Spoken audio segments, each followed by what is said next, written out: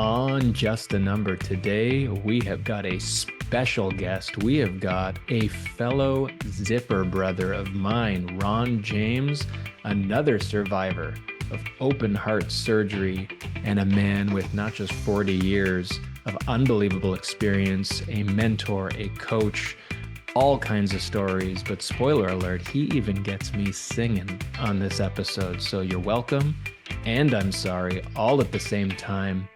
This is just a number. Age? It's just part of the story. Whether you're getting a head start or reaching new heights later on, it's all about what you do with your time. These are the stories of people proving that it's never too early or too late. This is Just a Number. Hello, once again. It's Daniel here. It's just a number, and I am pretty friggin' excited today to be joined by my special guest. I have Coach Ronn with me today, Ronn James, respected authority in the real estate industry. He's got a deep passion for helping others thrive. He's got 40 years of hands-on experience, a track record of success. And you know what? He's not just a coach, he's a mentor, and he's focused on growth and success of every client. Now, I've known Ronn. I've been getting to know Ronn. We are going to get to know Ronn a lot more today. He's got a story that goes back a couple years, couple more than me. And that kind of lends itself well to talking about how age is just a number and how you can really take, a story, you can take wins, you can take losses, you can be resilient, and you can make an amazing career and continue to power forward. I am so excited to learn more about how he blends strategy, how he blends compassion, how he empowers real estate professionals, how his coaching business has grown from a media career. This man is a media mogul, folks, and we're going to learn all about that. And so I'm just really excited to speak to you. I'm kind of unexcited about continuing to talk about you and not yet giving you the mic. So once again, everybody, I'd like to welcome Ronn James. Thanks for coming on the show. My absolute pleasure. This was an honor as I've watched you champion your journey over the last year with your health. At this point, I have become a big fan of you and your family, and certainly how you have pivoted for something that was life-altering. Folks, a bypass is not light surgery. It's not like going to the dentist. It's a pretty serious thing. So when I actually see people go through that particular procedure, that process, and then of course the recovery, I'm right there. I want to be their shadow just to remind them that they can do it. They're gonna see the light at the end of the tunnel, and I promise it won't be a train. Yes. So I'm very, very happy to be here. Happy to be asked to this particular podcast because it's not just real estate focused. It's about life. It's about the cool things that we do and the uncool things that we do and how to fix those. Absolutely. Well, and hey, it's poignant that you're wearing a zipper because we are zipper brothers, I guess, right? So I should have. We are. For those when of the you not mothership watching, lands. if you're just listening to us right now, just know that I've got my zipper. It's just under my shirt right now as well. So yeah, no, that's I appreciate that, and you know what? I think sometimes the things that hit us in the wrong way lead to really good things, and I think us getting to know each other better is one of those really nice outcomes from what was kind of a shitty experience. But it is what it is, right? Yeah. I think like you said, we come out better, and there is a light at the end of the tunnel. This is part of it, and you're definitely not a train. So the question is, do you have an arm zipper or a leg zipper as well as the one on your chest? I've got an arm zipper, which is Well, hey, fortunate for that me. really makes us brothers. Oh, you got one too. Mine is I don't know here if the camera will on pick it. my arm. It's Yes. there. Oh, and yeah, it's there. Yeah, no, the arm zipper's there. It's healing up nicely, and yeah, no, it's been an interesting journey. I guess I'm now 7 months removed and feeling Yeah. good, feeling good. So, Yeah. That was the so scariest day of my life, going in, knowing that you're going into theater and you're going to come out with new plumbing and yeah, not knowing what that journey over the next 24 hours is going to look like, whether you're going to see anybody that you love ever again. yeah, And even though absolutely. they say, oh, we do it all the time, it's like changing tires on a car. Not to me. That's right. That's right. It's the unknown, and I made a concerted effort not to do any more research than I needed to. I didn't want Dr. Google to give me any unnecessary expectations of what could be. Probably the better move, not for everybody. I know it's important to know what you're getting into, but No, no, ultimately, I think I people please heed Daniel's advice. I did watch the procedure that was videotaped on YouTube, not mine, but one like mine on a quad bypass. And had I would have seen that before I was in theater at this point, I would have been even more nervous than I was going in. It is a team of, two teams of three doctors each working on you simultaneously, and it is pretty scary to see when you watch a video of it after the fact. And I'm really absolutely. happy I didn't. I So couldn't wait to be. It's strange and ironic, maybe, that I wanted to go under as quick as possible because I didn't want to be in that period of anticipation, if that's the right word, nervous anticipation of what was to come. Because yeah, once you're under, you wake up again and it's done. But until then, it's a lot of curiosity and a lot of worry for the people around you as well. I think I was the most anxious about everybody who knew what I was going through and was nervous for me. They care, but it increases your own nerves when you know that people are kind of going through the scenarios in their head as well. It gets you thinking a little bit too much, and you never want to be alone with your thoughts. You want to be surrounded by, you know, yeah, good vibes, but you want to be done. And we're done. And we we we are, made it. we are made it. So, I have a story though. I have a story that's pretty poignant, yeah. especially to just a number. So about a week before my surgery, I had my kids out. We were at a diner having burgers and fries because with the gravy. If you're going to have a bypass, like make sure you get the full extent of it. Clog it as much as you So can before they clear it yeah, out. oh yeah, I Absolutely. was already there anyway. But what's another little bit of poutine? That's right. Um, and we were talking. My kids and I were talking about the fact that our local library had just gotten a 3D printer. So we were talking because we joke and we fool around and we were talking about all the crazy things we would 3D print if we had a 3D printer at home. So it was like, bookcases and iPhone cases and that kind of idea. And then my 10-year-old son looked at me and he said, I'd print you a new heart so you don't have to go for the operation. Wow. Done, That's it. done, done. Wow. Mhm. That is just, I'm sure it still chokes you a little bit even thinking about it. That is just, 100% gets me every time. you know what? It should never take such a life event to remind us how much the people around us care for us, but Hmm. hey, I mean, those are the moments that I don't know the right way to put it. It doesn't make it all worth it. That's the wrong way to put it because we'd rather not have to go through it in the first place. But wow, is that a really cool kind of byproduct of a bad situation where, it Yeah, reminds you, if you didn't already know, how much your kids, care for you, love you, and want to see you okay. So that's awesome. And yeah. I think we need to go find ourselves a 3D printer and just start making hearts for people and bringing them out to folks. Let's So, do it. so how long ago was that? It was over 10 years ago now, right? It was. Yeah, just about 11 years. And then I did have a good friend, a client and good friend, Rob McKeegan, who's a TD mortgage specialist out of the Burlington area. I had posted one of my anniversaries. I can't remember which one it was, but he corrected me because I had said it was the anniversary of my bypass, and it means a lot to me because it's not everybody gets a second chance. There's a lot of people on this planet that are here just by luck, and I'm one of them. You're one of them. That's right. And Rob basically said it's not an anniversary celebration. It is a life day celebration. It is this day is bigger than your birthday. This is your second chance, your second round, and it's yours to, grow and flourish or waste. So you decide what life day means to you, but it is your life day celebration. And I know you and I've talked about it on text at this point in time that you're coming up to an anniversary in 5 months, Yep. and it will certainly take over what your birthday means to you. Your life day will be even bigger than that.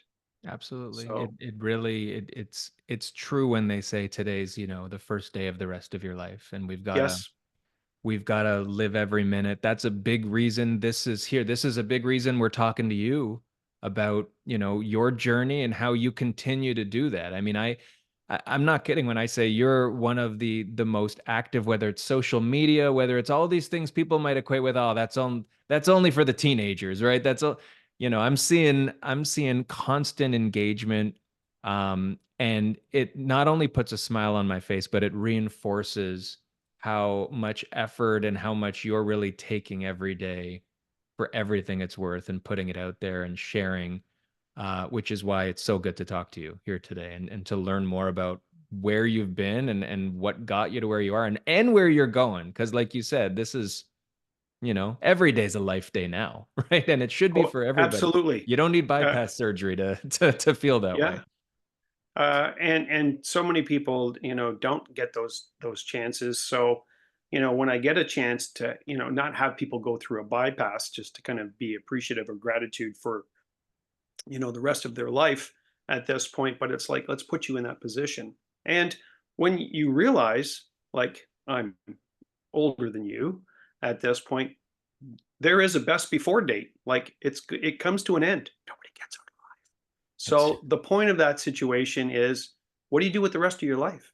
that's right. Like, one of the I'm going to pivot here if you don't mind. Um, as a coach, I'm great, and I have been doing it for years, helping people build a business plan. They can tell me what they're going to do on the day, 12 months from now, 3 years from now, 5 years from now, in some cases, 10 years from now. I have people that are that far out advanced at this point that they can tell me, in 2035 on Christmas, what they're doing with who, where, and when at this point. However, when I take their career, so if it happens to be real estate, I say, okay, this is the last day you can talk about real estate. As of tomorrow, you know nothing. I blank you like, Men in Black, and you know nothing about your career. And people kind of, well, then I'll live for my kids. Excellent. Your kids are all married. They're all settled. They all have their own lives. You did good, mom and dad. Right? Here you go. What's left? What's the life business plan? I've never written one. I can tell you what I might be able to do next Tuesday, but if you ask me a month from now, I don't know. I have nothing past next Tuesday. Mm. And even at that, it's a stretch. Because what do I do? Who am I? I was defined by a career for most of my life. So in this particular case, when you have a reset like we've had, right, and you don't need, like you said, a bypass surgery to Right. reset your frame of reference. But the point of that situation is, what does the rest of your life look like? They call it the Zen, Zen Wataneo, right? It's from the Shawshank Redemption. I'm stealing that from Brian Buffini. That's his favorite movie. But he talks about the fact that this guy, Andy Dufresne, one of the main characters in the film, Yep. right? He's not living for prison. Like, he might be there for 20 years, 40 years. He's planning for when he's out, when it's That's right. his life, when it's his time. And it's very indelible. So what's our indelible life plan? I've never built one. I've never built a vision board for life. I've done them always for business. But I'll tell you, I'm pretty keen on doing them for life. I would love to do some kind of workshop on, let's build a life plan. And yes, it has actuaries, and yes, it's got dates, and yes, it's got goals, and yes, it's got milestones, because it should. Right. But that's it. You're right. You've got to look beyond the immediate what everybody tells you is the way you're supposed to plan, because that's not Yeah. really the way it is. And I think people out there need to take a step back and look at the big picture. We're with, for everybody just joining us, we're with Coach Ronn James, plus the truth. He's here. This is it's kind of a good segue here into talking about how you got into coaching. I mean, you just dropped some really deep stuff that when we think about coaches in any type of business, I think to your point, people immediately jump to the, okay, I want to make $250,000 next year.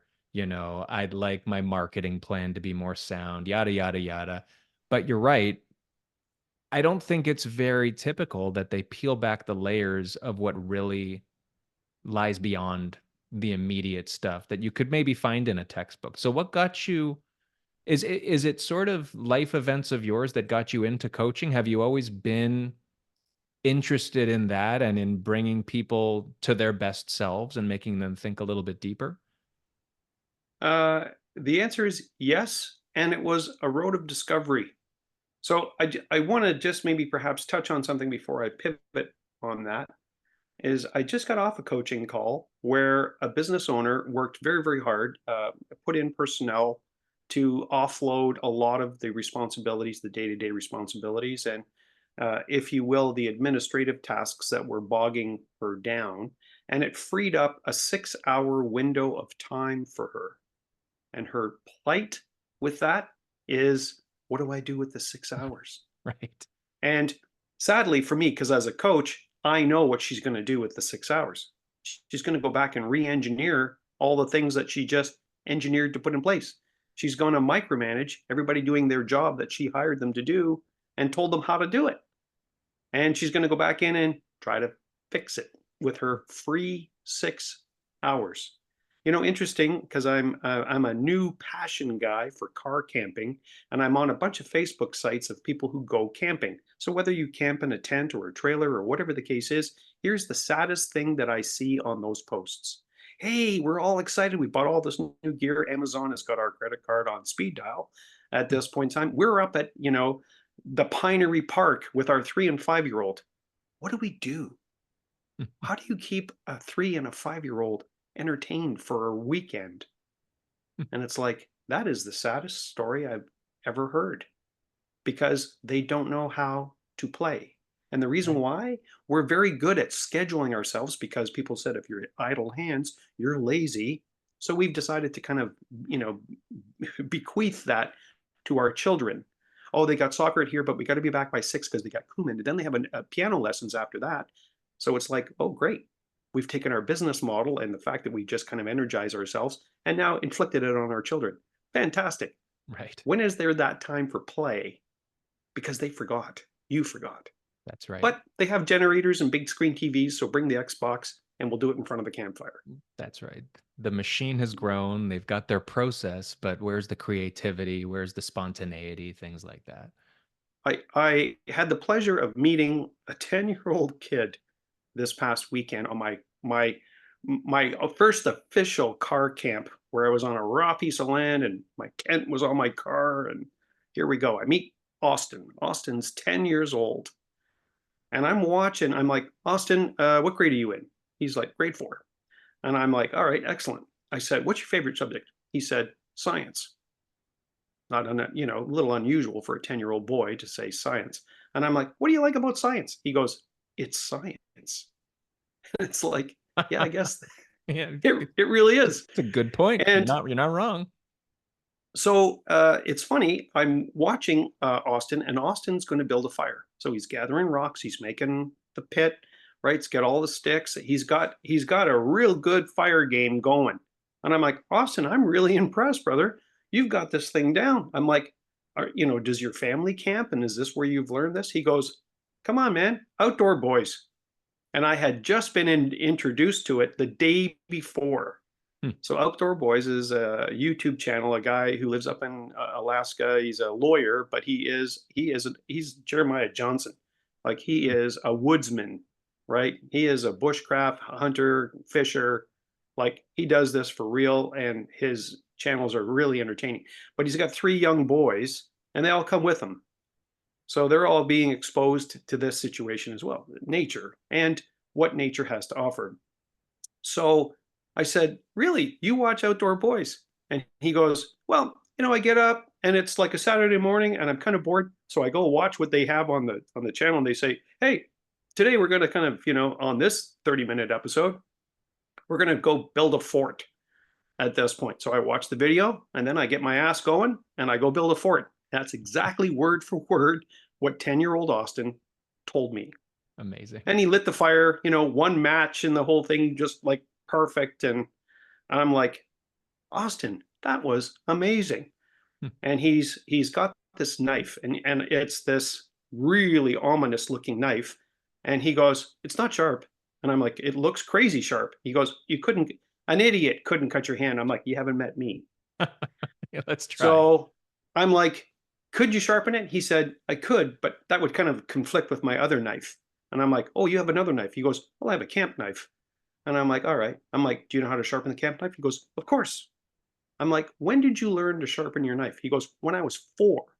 I said, I learned yesterday, right? I'm 63. He's 10, right? He wins. And I'm like, hey, Austin, can you spit in this cup? I want to sell your DNA and sprinkle it on other people's children. Honestly. Like he had it dialed in. Like he didn't need the external world to tell him how to live a life. He decided to kind of get off his ass, his words, right? And figure it out for himself. Yeah. Like, holy crap, man. I really It's I need your story. Well, you know what? I find curiosity is a dying quality in a lot of people, and he seemed to have that and still has it. Like that drives you to learn, to ask questions, to not do what everyone else is doing. And that's I kind of want to meet Austin. I kind of want to go camping with Austin. I feel like he could help me out too. I don't know if we're worthy. Yeah, I know it's true. He could be our camp leader, maybe. Maybe we'll pay Oh, him for to sure. For uh sure. We're that's giving him the whistle. it's honestly. So what do you do to stay ahead of the game? And whether it's through curiosity, whether it's just trying to keep yourself always learning, like do you find that that's what drives you is just to stay curious? And like the car camping, like where did that come from for you? Well, and interestingly enough, you're right. So the revelation of it is this is your life day. This is the second chapter. This is the second chance. So I've done a few things in the last couple of years that have really just focused me. So I got married a couple of years ago to my lovely bride. We went to Greece on our holiday. She's Greek, and we went to Sparta, which is her family's village. Although she's never been back, and none of her siblings have at this point. That's where her parents were from. They've both since passed at this point. So we were there for about a 10-day junket. And because we're both real estate agents, and I swore that I would never marry a real estate agent, but here we are. Who knew? Um, who knew? Yes. And so we got there and we were looking at real estate. Her uncle was the driver. You can come out here and buy something for 25,000. Yeah, missing a zero there, champ. Anyway, so we saw an apartment, fell in love, and we bought it. Now it's still 2 years and we're not closed. So Greek real estate's a little different than Toronto real estate. Um, and she's my lovely wife, Antonia, Antonia, for all the Greeks that are on the call. Uh, she said, why do you want to do this? I'm like, your uncle took me for a walk. And 10 minutes away from where we have a condo now, right? We walked to this park. And the road went from a road with sidewalks on either side down to just a road, down to a dirt road, down to a path. And all of this in about 10 minutes. And we get into this park. It's gated at this point. There's a woman in that's sitting on a lawn chair. She speaks Greek to the uncle, Theo. And we're walking through, and I see a sign written in Greek and English called, Acropolis. And I'm like, no, Acropolis is in Athens. Anyway, we walk, and I'm starting to see ruins, like columns that are broken and just lying on the ground and amongst the grass, etc. And he comes up and he stops, and we're on these, kind of broken, what look like tiles that are big slabs of stone and granite and stuff like this. And I'm like, what the hell is this? And he said, this is Sparta. I'm like, okay, yeah, I've seen the movie. He goes, no, this is it. Where the guy says that, we're right there. It's actually it. Like we are right where he said it, 2,500 years ago. And I'm like, what? What are you talking about? And he goes, yeah. I'm like, I can see your house from here. And he said, yeah. He said, 10 minutes down the road, 5,000 years ago. Like actually 2,500 years ago, to be exact, at this point, where Leonidas stood there and said, this is Sparta. Wow. Interesting when you're sitting in your condo watching the movie 300 and they ride into Sparta, and I pause the film as they're riding in, kind of going, where the TV is like 10 minutes from this balcony. I'm Like looking at it. that's this real juxtaposition of, where things are. So my wife, she asked me, she said, "Why would you buy a property in Greece, especially Sparta?" I'm like, "You're related to a third of the city. Like literally, if there's 25,000 people, you're related to personally 8,000 of them. So we kind of get our own fan base here." But number two is right outside my apartment, like literally across the street where there should be somebody else's house, is a building that's a set of ruins that's 2,500 years old. I've watched for the last 2 years an archaeological team take it apart, like dig it, bring it down, bring up all of the stuff. And I'm fascinated by it, riveted to the whole process. And I went down and I spoke to the archaeologist, who's a woman, and I'm like, oh my God, this is, I'm from Canada. This is like looking at the moon close up. Like we have zero reference point. The oldest, oldest building in North America, not including Mexico, is 450 years old. It's like 450 years old in Quebec City, our oldest city in Canada. And she goes, 450? She goes, we have streets where they're thousands of years old and they're still standing and still, habitable and are people's residences. And she said, for sure, 600, years old is new. And That's a it's like, pre-con. wow. And she said, did you notice anything looking down from your balcony about this dig? And I'm like, what's the pipe at the back? She said, indoor plumbing. This Wow. is Roman built 2,500 years ago with indoor plumbing. I'm like, That's wild. are you kidding? And she said, nope. And she said, by the way, to you, it's the moon. To me, it's Tuesday. I have several of these sites going on at any given time. At this point in time, this is just what I do. Like to her, it was nothing. To me, it was mythical. Yeah. So my point is, I'm like, all right, I'm 63. I might have 20 years left on the planet, maybe less with my heart issue at this point in time. And it's like, I want to die with an adventure. I want to die with someone saying, what the hell is he up to now? That's what I want to do at this Absolutely. point. And that curiosity has pulled it out. I, started paddleboarding 2 years ago, fell in love with the sport, right? Do it. I live in Welland, so I'm surrounded by canals and waterways. So I paddleboard a lot. Am I really good at it? No. But do I really love it? Yep. Does it like me? Depends on the day. But it gives me something at this point to do something that I can't do on my own.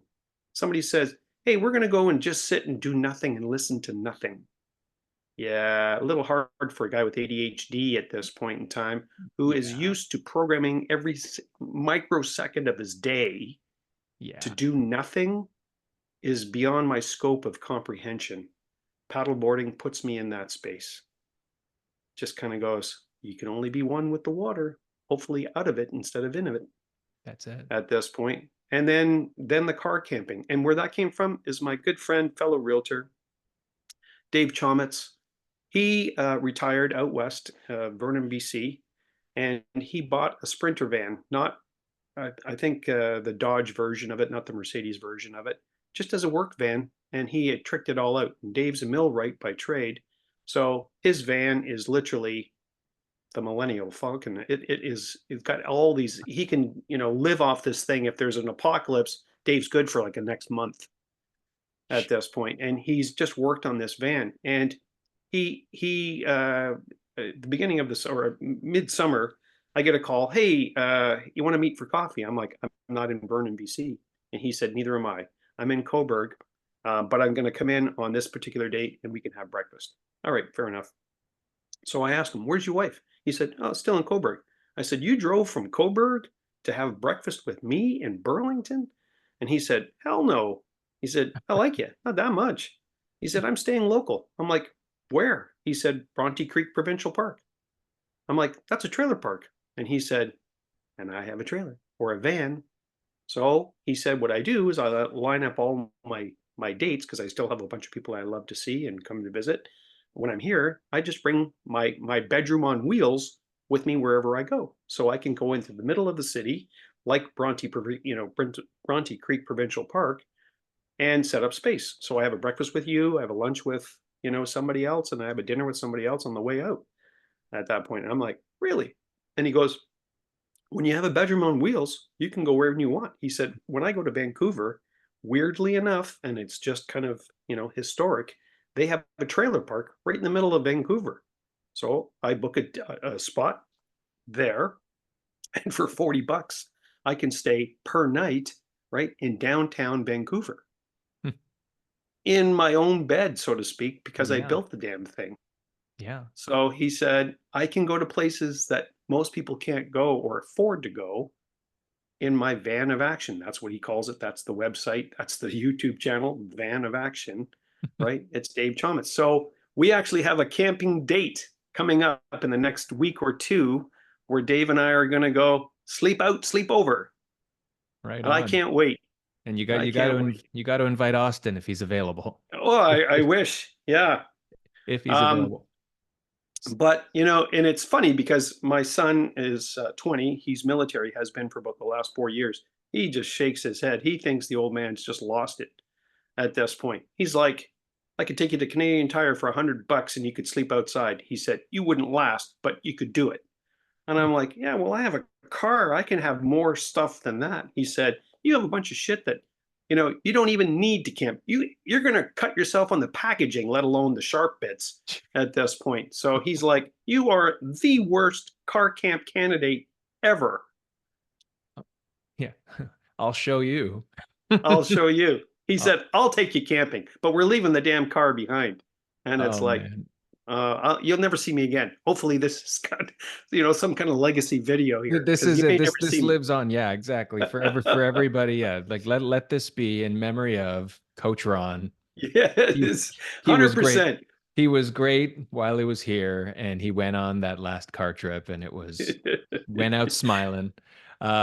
But yeah, so we're here with Coach Ron James, and we are talking all things. We are talking car camping, we are talking paddleboarding, and it's interesting when you talk about even the paddleboarding. It reminds me about something.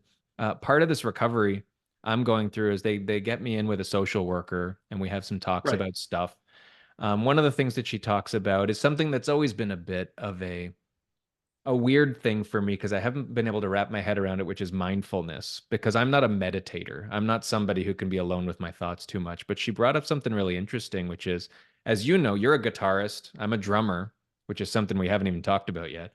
Um, but she pointed out to me that when I'm drumming, she said, that's mindfulness.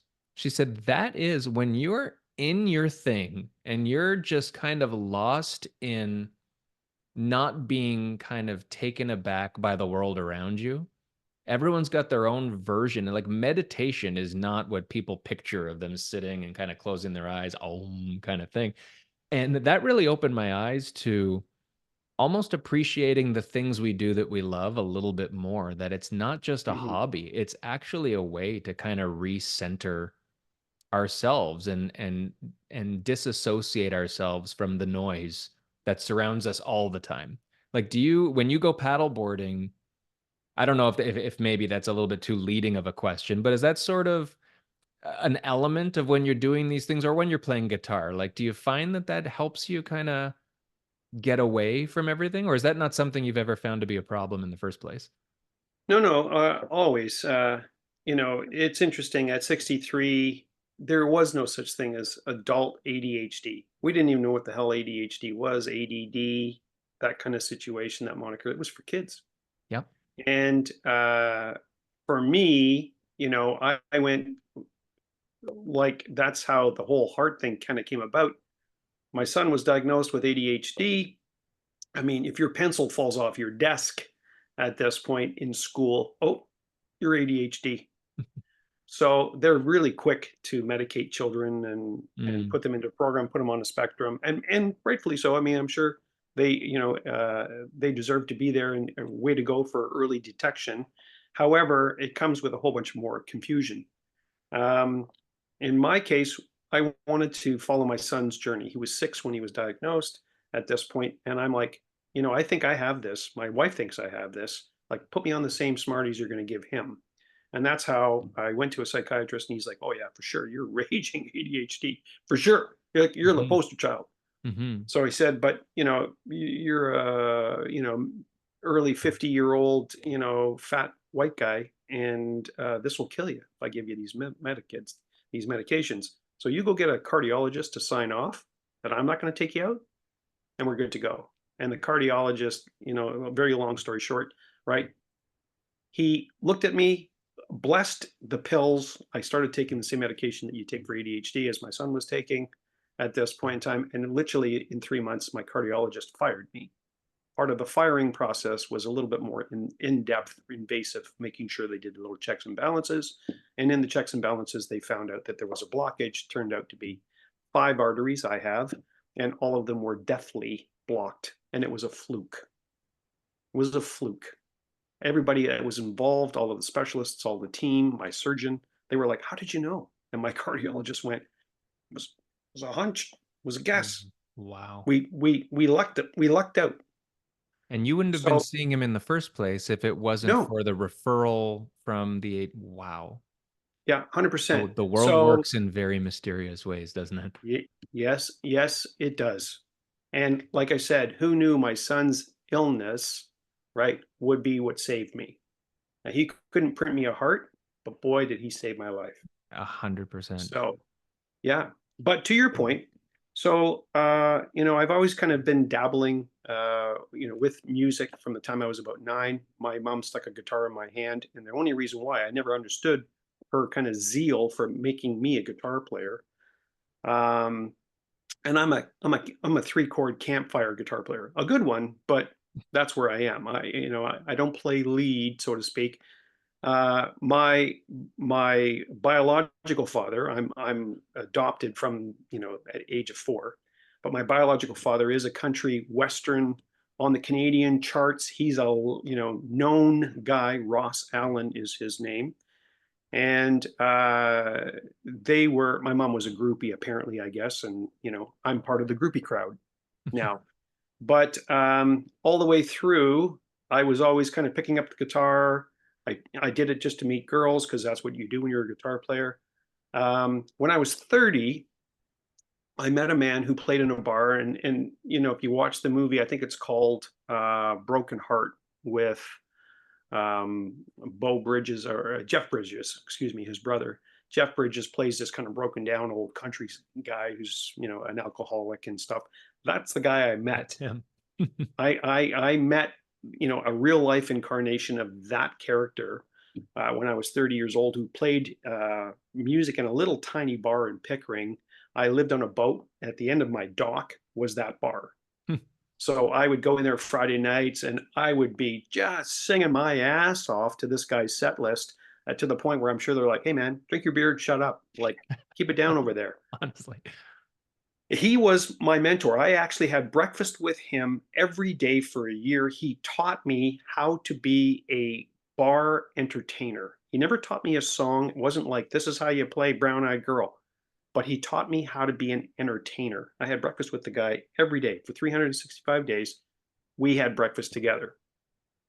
And he taught me about bar life. Weirdly enough, he played on my biological father's first album. Before Weird. you had ever met him? Before Or I'd ever met him. Yeah, when he no was a way. kid, like he was like, he kind of quit school in grade 10. So he's like a 15, 16-year-old kid playing piano, like drums.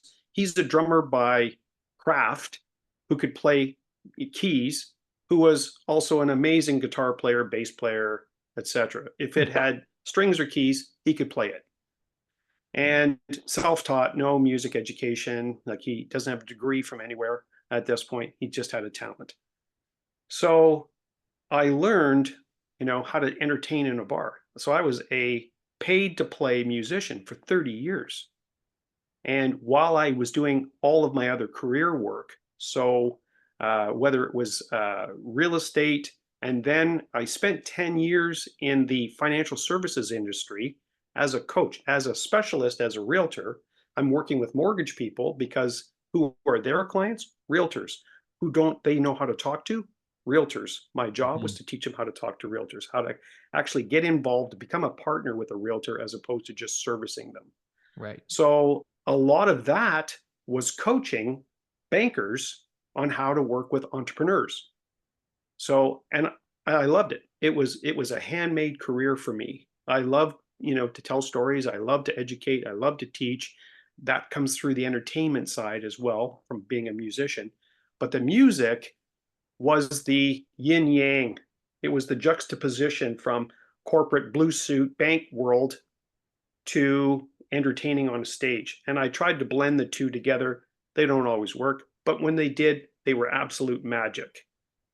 People I said, I thought you were an asshole when I saw you training in the bank, and then I heard you play, and all of a sudden I'm your biggest fan. So now it's you got like, street cred. I take it all back. there Yeah, you no, go, man. it's it's interesting that, not in every case, but I'm a firm believer that all these things we do and the willingness to just jump into stuff because you only live once and because, there's opportunity and maybe even slight interest. Like when something even slightly interests me, I at least want to taste test, even just to learn that I don't like it. And in a lot of cases, in almost every case, it may not be a direct line or link to the next thing or to whatever, your career path is or things like that, but you've totally touched on the fact that there's no mutual exclusivity from anything that you do, right? Whether music in a bar seems a world away from coaching mortgage professionals on how to speak to realtors, I'm sure you could connect any two phases or experiences in your life in one way or another, whether it's direct or whether it's just sort of in theory of things you learned along the way. And to me, that's such an interesting thing. As I learn more about people, I learn more about myself, about, why do we do the things we do and what do they lead to, right? Nothing I don't think happens for complete by accident. I think we make our path, we chart our path, but the decisions we make are all for something, even if they don't seem like it when we're doing them. Oh, 100%. And a good friend of mine used to have a showcase. So he would have a networking night. Barry Lebo did Yep. these on the regular. And uh, he had one, and I said, I want a time slot. Like, figure out what your calendar looks like. I want a time slot. I worked for a year on a program that I introduced at his event and then subsequently at a coaching event. And it was called Sing Song Sell, Hmm. and it was talking about musicians. So you're a musician, I'm a musician, right? If we go and we get a gig, so we're going to play. Daniel, you're the drummer in our band, and I'm the guitar player in our band. I At can't this wait. point, we're going to play a month from now. Well, we're going to rehearse. Like there's going to be 2 or 3 rehearsals per week for the next 4 weeks, right? We're going to have 20 hours more, 24 hours of rehearsal to play 3 45-minute sets, Hmm. right? We've played these songs a million times. Now we just played them a million and one. So we will put that kind of effort into, right, the event to be great for one show. And when I bug real estate agents, it's like, okay, you do a buyer presentation. I call it a plan because I don't like the word presentation. Sounds like a pitch, right? When you're going to do a listing plan, not a listing presentation, right? Hmm. When do you practice? Oh, I know it. Good. Go. Show me, right? You don't know it as well as you think you do because you did it once, you built it once, you built a slide deck, and away you go. And you can't do it the same way twice because you don't practice it. And you can't also prepare it and present it in a way that the client will listen, right? I love the song Brown Eyed Girl. You change the words, it's not the same song. I can't sing along, so I don't like your version. Hmm. And at the same time, I really like reggae. So unless you can do Brown Eyed Girl with a reggae beat at this point in time, I'm not listening, right? Yep, I know the song. Yep, yeah, you did it really well. Not interested. And when I looked at that, I looked at the fact that where people said, well, I don't like scripts. I can't learn scripts. I can't learn how to repeat things. And you kind of go, yeah, you can. It's actually hardwired into your DNA. Do you know why? Because long ago, when we were grunting over a fire, somebody started looking at our legacy, our lineage, and they trusted just the shaman to remember our history. And eventually, the shaman got old. His thing got a little bit kind of gray and foggy, and he didn't quite remember it the same way every time. Same story, sorta, but like a bad game of telephone. He would basically tell the story, and every time there was a new version of it, people would say, "Wait a minute, there's a new character in this one." So what they started doing was somebody started tapping a log. You'll appreciate this as a drummer. They gave it a beat. Mm. Boof, boof, boof. When the story had cadence, it actually was able to be replicated every time the same way. The same information, the same storyline, the same characters, no deviation, based on a beat. So the two sides of your brain work in a capacity where lyrics are on one and music's on the other. So my test is when we'll use the word, we'll use the song American Pie. When I do a test with people, I say, "Do you know the song?" "Oh, yeah, yeah, I love the song." And they all start singing the chorus. So I'm like, "Okay, stop, stop, stop, stop." Right? Start with the first verse, but you can't sing it. You can speak it, Mm. talk it to me. A And long, they long time usually ago, get, I can still remember. yes, let's see how far Yeah. you can go. This will be Oh, fun. How far can you go? let's see. Okay. A long, long You time can't sing ago, it. I can still You can't sing remember it. how the music it used to make me smile, and I knew if I had my chance, I would make those people dance, and maybe they'd be happy for a while. I really like the song, but February made me shiver. With is it with Okay, every so paper they now, good, good, delivered? I good. don't even Stop, remember. stop. All right, Danielle. So sing it. Oh, well, Sing I'm it. a terrible singer, but hey, a That's long, okay. Give it long a. time ago, I can still remember how the music used to make me smile. And I knew if I had my chance that I could make those people dance and maybe they'd be happy for a while. But February made me shiver with every paper I delivered. Bad news on the doorstep. I couldn't take one. Oh, I can't get that high. One more There step. you go. Wow, There you go. and it You kept just going. brought two sides of your brain together. So one side knows the lyrics, it's the library at this point, and the other side knows the beat and the rhythm and the cadence of what Yeah, happens. And when you brought them together, the length of memory you had, you would have yeah, finished the song. Yeah, I yeah, mean, even the tough verses, people kind of go, "Man, I don't know the fifth verse on that." yeah, yeah. Yes, you do. It's Yes, you do. that's Because if I yeah. play it in the car, you're right there. You're all over. I think And the audience might be unhappy that my brain just met each other in the middle there. But that was a very useful test though. That proves a point. Yeah. And now I'm gonna be singing it the whole way home and throughout the day as Yeah, well. I'm responsible for the earworm. Yeah, But yeah. if you looked at that, and what I tried to get people to understand was the purpose of Sing Song Sell was the mindset that we go through when we're looking at uh, trying to have memory, trying to do things by script or by rote at Hmm. this point. And if you remember, I don't know if your parents were one of these people, but I was one of those ones. If my parents heard the stereo while I was supposed to be doing homework at this point in time, I'd be like, if I come up there, turn that thing off, blah, blah, blah, blah. What they didn't realize, the neuroscience of what that is, I would have more retention while having music in the background by doing my homework. It would Hmm. be sticky because I'm associating what I'm learning with what I'm hearing. Yep. So, to all the parents out there who kind of go, turn that crap off, get those earphones off, put them back on. Mine, mine happens to be Tony Braxton. If I have to kind of learn something, I have Tony Braxton in my headphones. I It's love the it. weirdest thing I know. It's a crazy thing, but that's what I listen to when I actually have to learn something or have to read and learn something. Tony Braxton's helping me out there. I love it. I don't know if you've heard it, but I'm a big fan of the Weezer cover of Unbreak My Heart. So Oh, there that's you go. it's a pretty good one. If you haven't given that one a listen, that one's a good one. It's Spotify. yeah, exactly.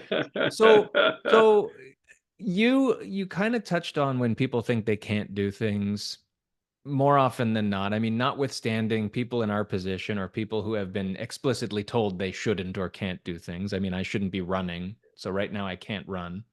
But do you have or have you seen your attitude evolve, or has it always been one of can't isn't a thing? Or is that something that you still sort of are growing with? Like, where are you at with can't as a concept for yourself? Yeah, and in my orientation growing up, uh, Kant was always met with "watch me." Um, People who kind of had disbelief in me, I had well, "Mm, I'm going to show you" type of behavior. So that And motivated you. sometimes to my own peril, most of the time to my own peril. But But you're still here. uh, You're still here. I'm still here, 100%. And it was one of those situations, and again, maybe one of the byproducts of ADHD at that point, right? You become an autocrat. Like, I don't just know something a little. I know everything there is to never know about that particular thing. I may know shit about everything else, but if it's this, and now you're going to take me on this, oh, hold my beer. This is going to be fun, right? I do this for a living, and I really, really, really know a lot about this. Now, I have grown and matured at this point where if I am corrected or improved or, re-educated on something, I always say thankful. I'm really good at eating crow with some dessert of humble pie at this point because I'm keen to sharpen my skills, even if I think I know it all. So in real estate, as an example, there are things that, were the truth, were how we did things in the 80s, in the 90s, in 2000, in 2010, etc. At this point, that evolved. Once upon a time, believe it or not, on the third year anniversary of a 5-year mortgage, your mortgage popped open. It allowed you to pay off the entire amount with no penalty. Talk to a banker today with even 25 years experience, they're like, that's bullshit. That's never been the case. Never. Yeah. Yes, it is. Talk to a banker who's 40 years in the business and they'll correct you because it was once upon a time, right? So there's a lot of once upon a times in our business today in real estate at this point in time that I still have to kind of go, well, once upon a time, this is how they used to do it. So I reach out to my mentor circle and kind of go, once upon a time, like one recently was home inspectors being able to take off the front face panel of a panel, hydro panel in a home. 16 years ago, they went around and said, listen, home inspectors, like we will not enact errors and omissions insurance if you've taken the panel off the front of the panel. Like the homeowner can do it or a licensed electrician. As a matter of fact, a master electrician would have been the only person that could have done it at this point. Now I have a fast forward situation and I talk to somebody who I trust with the wisdom, and I'm like, hey, 16 years ago, I did a video and this was the national awareness of what they can and can't do. Has that changed? And she's like, uh huh, it's changed. They can do it. They can't touch it. They can't work on the panel at this point. They have to put it back exactly the way they wanted or they found it at this point in time, but they can take the panel off for the purposes of inspection. Hmm. Oh, okay. Again, what used to be, what is today, and now I'm smart enough to kind of go, I better just double check that because I know this, and I want to make sure that that's still the answer. Right. So, yeah. That actually leads me to an interesting question. And we're with for those of you joining us, we're with Ronn James right now, Coach Ronn, survivor like me of a bypass surgery, media personality, real estate coach, all around great guy. I've got a question for you, building on what you just said. For those people out there who are listening who may consider themselves on the older side and they're telling themselves a story that some of these new ways of doing things are beyond them. So they grew up learning a lot of these things and have a way of doing things that has served them well, but the world continues to change around us for better or for worse. And you've really, I think, balanced the ability to take in the new stuff that's useful, retain the stuff that you know that gives you an edge, like you were just talking about, of the way things have been. What would be your advice to people who are just saying this stuff isn't for me, or it's beyond me, and I just am going to ride this wave until I'm overtaken by the new stuff because I don't want to deal with it? Yeah. And that's a good question. Um, it's interesting. Every new agent, and I'm talking both ways. New in well. Here's our Treb stats. The average age of a real estate agent in the Toronto Real Estate Board is a 54-year-old woman. That's the average age, right? But a team leader is a 32-year-old male.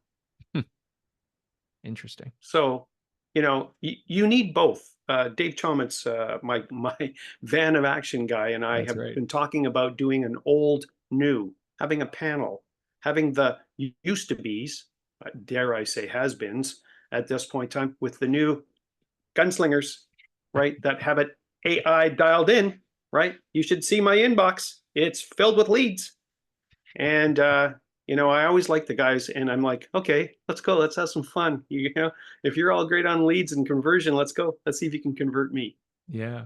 right? Because I guarantee you can't, right? And Yeah. the reason why is because you're just trying to get me into the door at this point in time. I'm trying to make a kind of living for you, having built a house for you at this point in time that you're going to talk to your kids about. So really, at this point, uh, it's too easy to dismiss our history. It's too easy to dismiss our historians. There are people that did real estate. You got to appreciate that I did real estate without internet, right? My closing weapon of mass destruction was a gold cross pen back in the day. I didn't even have a pager, right? Let alone a cell phone. I had a mentor uh, who challenged me. When I first started in the real estate business, he was 10 years my senior, and he would say, "What do you see?" And man, I came to absolutely hate "What do you see?" Right? He'd go, "Where does that bus stop go?" I don't know. He'd say, "Find out." Like someone's going to ask you, they're going to move to Heart Lake in Brampton when it was like you had to go through 10 miles of farm field before you got to Heart Lake. At this point, someone who doesn't have a car because somebody takes one to work.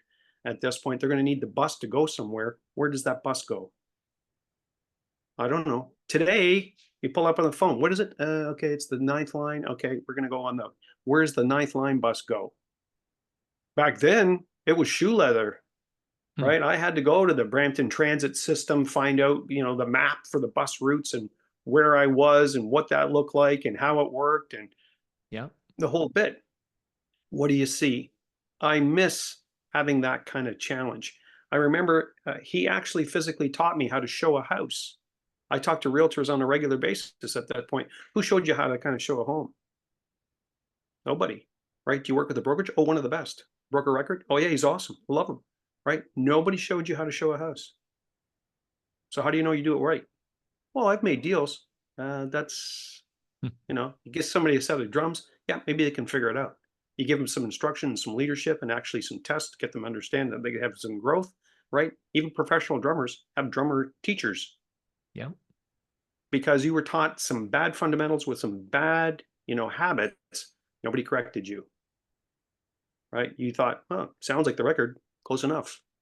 So, in the same thing with real estate at this point, you should have somebody in your circle of influence who's old. They did it different. You can make fun of them, sure, absolutely. They are, Mennonites, and it comes to, they don't know AI. On the flip side, I would turn it around for the aging, and we are the majority, not the minority. It's the young kids, people under 40 that are the minority, not older. No one ever kind of grew up. Maybe today they do, but back then, right, real estate was a second, third, or fourth career. It was after the parachute that you got your real estate license. The parachute being your corporate, pension plan, and now you have an income, so you might as well go dabble in real estate. Hmm. Today, people are growing up, kids are growing up, kind of going, when I grow up, I'm going to be a real estate agent.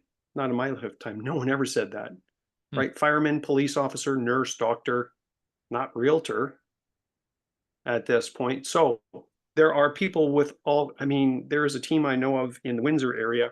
The lady was doing 80 transactions a year on her own. She was definitely in her late 50s at this point. That a young team bought her book over a 5-year period. We're going to give you this much money, 20% of all of our sales over the next 5 years. You just have to migrate your CRM to us. It was Wow. beautiful, old met new, and I remember hearing her on stage kind of going, "This is great. I used to do 80 transactions on my own, all the paperwork, all of the, due diligence, all the stay in touch, etc." It's almost unheard of with the amount of work that she put in. And she said, "Now, do you know what I do? I go lunch for a living. I just go network with my clients, bring one of the people from the team and kind of go, 'Have you met Bob?' Right? And that's now the connection. That's her job, is to be the ambassador for this team with her client base." Yeah. And I go, wow, guys. If you're having trouble kind of doubling your database, tripling it, quadrupling it because you need to, right? I look at it and figure, you got 100 people in the database, you're going to do $25,000 a year. So you want to do more, right? You're going to need more. Want to do $250,000 a year in real estate? Good. You need a 1,000-person database. Oh, no, you don't. Yeah, you do. Right? Keep in mind that only 20% of your database actually moves every year, right? 20%. So that's 200 people. You have to kind of go in there and fish out all the deals that is going to pay you $250,000. Yeah, But you need a lot more people. And people kind of go, it took me 7 years to get 100. Well, unless you have another 7, you're going to have something more creative to add another 100 that's right. and quick. That's right. And they don't know how. Well, So this is there's where, no substitute for hard work, I think. People do talk a little bit too much now. Like AI, fine, it's a thing, but it doesn't replace I. Like the artificial that's there is artificial for a reason. And whatever you want to call it, experiential intelligence, whatever. I mean, people who have been there and done that, that is worth a ton. That's worth more than anything any computer can tell you. I mean, the computer can help you organize, it can help, maybe get your thoughts in order, but you still need to have some tangible thought and experience and hard work to get the job done. And so that's a yeah. really important message. And again, if we, if I go pop culture on this, Iron Man, you needed, Tony Stark to run Jarvis, That's right. right? Jarvis didn't run Tony Stark. That's So that's a that's a good point. That might be the that's going to be like the tagline for this episode. Jarvis didn't run Tony Stark. Listen to Ron James. there you go. He's dropping Absolutely. some truth bombs today Yep, because he is Ron James plus the truth. he is. That's that's it. So why don't you give us some like serious parting words of wisdom and advice for people listening? There's people listening who are the younger folks who think they're not there yet and feel like they're in a can't position. I can't yet do this. The same way that there's some older folks who are thinking, you know what, my opportunity passed me by and I can't do it because I didn't take advantage way back when. And it's not just in real estate. It's across whatever they might be doing. What would be your advice from someone who continues to kick ass at everything you do and has been through all sorts of things, good and bad, and continue to really kill it as you go?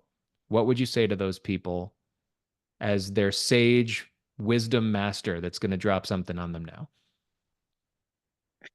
There's an old Greek saying, and I can't say it in Greek, not yet, Well, but it stay in basically Sparta a says, couple years, you'll be able to. yes. If you haven't got a smart brain, you better have strong legs. So what they mean by that is sometimes like, you forgot something up at the hotel room, right? Oh, forgot my sunglasses. So up you go. And in the meantime, by the time you got back down, you forgot your keys or you forgot your wallet or you forgot sunscreen or whatever. So up and down the elevator you go 3 or 4 times at that point. So they talk about that in Greece where they say, right, if you have a soft brain, you better have strong legs at this point because you're going to do a lot more work than you have to if you would have figured it out in the first place. So in the case of, some wisdom, so for people that are, plus 40 years at this point in time, find some young legs. You will need to trust somebody that can actually do the stuff that you used to do that you do still, but really slow and not as often. So find young legs to do that. And if you're under 40, find somebody with an old brain. They can save you a whole bunch of time. You don't have to figure out all the mistakes. You don't have another 40 years to kind of go and screw it all up at this point. Find somebody who's already done it. Like when I tell people, hey, listen, I've been in the real estate business since 1982, March 10th, 1982. I don't tell you that to impress you. I tell you that to tell you that I have made more mistakes, more failures with all of the things that you're doing now. I love when they say, hey, look at this. This is brand new. Yeah, it was in 1982 as well. I wasn't even born then. That's my point. Like, it's not new. You're not new. You are new. So the point of this situation is if you have a soft head, basically means you don't have knowledge of this or you're not organized, you better have strong legs because you're going to do a lot more heavy lifting than you have to. That's that whole work smart, work harder. Find some people at this point that can help you sharpen the axe, and actually make you more productive sooner, faster, better. It takes both of these sides to be able to do that. You just can't automatically become a genius without some kind of leadership and guidance. I'll do a plug about coaching. I don't care who you are or what you do, everybody needs a coach. Even if that coach kind of goes, you know what, Daniel, I hope you have an amazing day. You know why? Because you're a pretty amazing guy. Mm, Like, I don't care. If you have to pay for somebody to kind of basically kind of pat you on the back, then do it. The difference in your attitude, the difference in your day, the difference in your paycheck, we'll see that reflection. Like, we don't tell each other that we're good enough. I agree. I agree. And with that, where can people follow you, find you? Because I think there's people out there who need that message, and you are as good a person as there is to help people with their journeys. Absolutely. So Ron James, Ron with two N's, short guy, tall name, Ron James, usually ronjames.ca. That's a website, 289-242-9050. I'll say it again, 289-242-9050 is my direct cell. I usually have it on mute because I'm on calls with clients and I want to give them my undivided attention. However, I'm really good at getting back to emails and also voicemails. So that's how you kind of chat and talk. All good. And if you want to go car camping, paddle boarding, have a jam at this point, I'm up for it. Add me to your invite list. I'll be there. That's awesome. I know I'm going to be jamming with you. Maybe we'll be doing some campfire stuff if I can find a couple of good buckets to play alongside you. Yeah, That's that's it. awesome. So everybody give Ron a call, reach out to him. This is just the tip of the iceberg with the, wisdom and advice that he has. He's seen a lot of things. I'm proud to be a member of the Zipper Club with you, and we are going to continue to have great stories for each other. This is probably just chapter one of many of us chatting on this podcast, outside this podcast. I really appreciate you taking the time. Thanks for joining us today. Thanks, brother. Thanks for doing what you do. People need to hear it. Thank you.